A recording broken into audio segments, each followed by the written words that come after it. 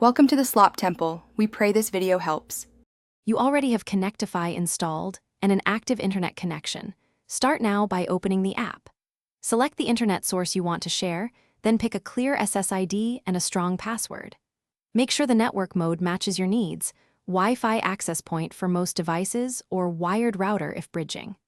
Once set, verify your Wi-Fi adapter appears in the device list, then click Start Hotspot to create the network for your devices. Once the hotspot is active, fine-tune how you share by choosing NAT versus Bridge. NAT isolates clients, while Bridge puts them on the same LAN. Next, set the band to 4 GHz for range or 5 GHz for speed. Adjust the client limit if you have many devices. Enable internet sharing and any tethering options if you're using a phone. Make sure your Windows firewall rules allow Connectify, and review connected clients to confirm proper assignment of IP addresses. To finish, connect a single device and confirm both internet and local access. This isolates problems early.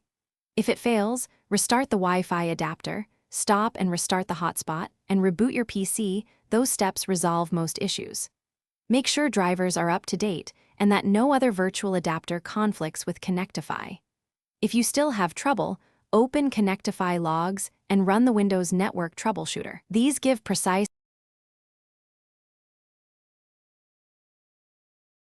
Thanks for watching.